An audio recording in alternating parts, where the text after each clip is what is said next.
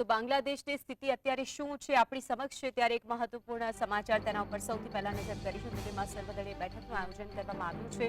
કાલરૂટની સ્થિતિને જોતા આજરોજ સર્વદળીય બેઠકનું આયોજન છે. મહત્વની વાત એ છે કે આ બેઠકમાં પીએમ મોદી સહિત નેતા હાજર રહેવાના છે.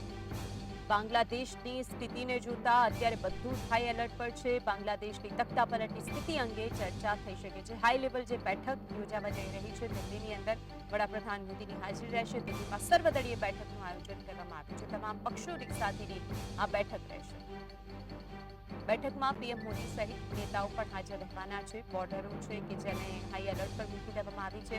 સાથે સાથે ફ્લાઇટ્સ છે તેને પણ કેન્સલ કરવામાં આવી છે. આ બધાની વચ્ચે હવે આજની જે બેઠક છે તેના ઉપર સૌની નજર રહેવાની છે. આજ અંગે વધુ માહિતી માટે સહયોગી કામેશ ચોકસી આપણી સાથે જોડાઈ ગયા છે. કામેશ, દિલ્હીની અંદર બેઠકનું આયોજન, બાંગ્લાદેશની પરિસ્થિતિને લઈને વિગતો શું?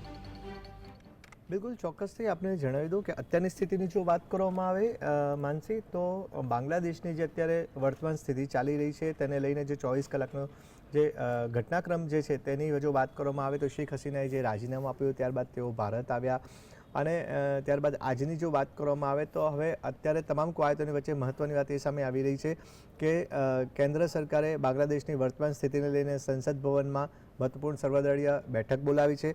આ બેઠકમાં હવે આગામી રણનીતિ નક્કી કરવામાં આવી શકે છે. બેઠકની વાત કરવામાં આવે તો પીએમ મોદીની અધ્યક્ષતામાં આ બેઠકનું આયોજન કરાયું હોવાનો અહેવાલ સામે આવી રહ્યો છે.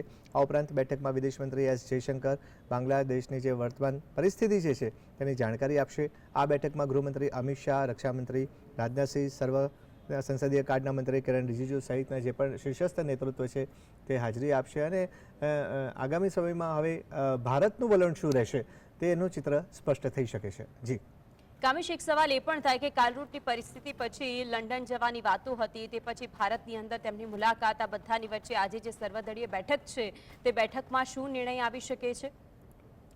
બિલકુલ આપને જણાવી દઉં માનસી કે અત્યારની જે સ્થિતિ જે છે તેને લઈને જે સંસદ ભવનમાં જે સર્વદળીય બેઠકનું જે આયોજન કરવામાં છે એટલે એક બાજુ કેન્દ્રીય વિદેશ મંત્રી એસ જયશંકર છે તેઓ સમગ્ર સ્થિતિની અપડેટ બેઠકમાં આપશે અને અત્યારની જો સ્થિતિની વાત કરવામાં આવે માનસી તો ખાસ કરીને બાંગ્લાદેશમાં તખ્તાપલટ બાદ હવે અત્યારની સ્થિતિ જે છે તે વણસી ગઈ છે. જે અહેવાલ મળી રહ્યો છે તે પ્રમાણે કેટલાક અસામાજિક તત્વો દ્વારા ત્યાં આગળ શેરપુર જેલમાં એક હુમલાની ઘટના બની છે. જેલમાંથી અંદાજિત 400 કેદીઓ જેલ તોડીને ફરાર થઈ ગયા હોવાની વાત પણ સામે આવી રહી છે. બીજી બાજુ બાંગ્લાદેશમાં વચગાળાની સરકાર બનવા અત્યારે કવાયત હાથ ધરાઈ રહી છે. મુખ્ય સલાહકારની વાત કરવામાં આવે તો મુખ્ય સલાહકાર તરીકે મોહમ્મદ યુનુસનું નામ સામે આવી રહ્યું છે. આ સાથે જ યુએસ દ્વારા પણ જે સ્ટેટમેન્ટ આપવામાં આવ્યું છે તે પ્રમાણે બાંગ્લાદેશમાં થયેલી હિંસા ઉપર પારદર્શી તપાસ થવી જોઈએ તેવું યુએસ તરફથી સત્તાવાર રીતના નિવેદન જાહેર કરવામાં આવ્યું છે. અને આ તમામ બાબતોની વચ્ચે ગઈકાલે જ્યારે ભારત આવ્યા હતા શેખ હસીના તો આજે લંડન જઈ શકે તેવી અત્યારે અટકળો વહેતી થઈ છે અને લંડન તરફથી જો કે હજી સત્તાવાર મંજૂરીની રાહ જોવાઈ રહી હોવાની વાત સામે આવી રહી છે. આગામી સમયમાં સમગ્ર ચિત્ર સ્પષ્ટ થશે. જી કામેશ, આપ જોડાઈને વિગતો જણાવી તે બદલ આપનો આભાર.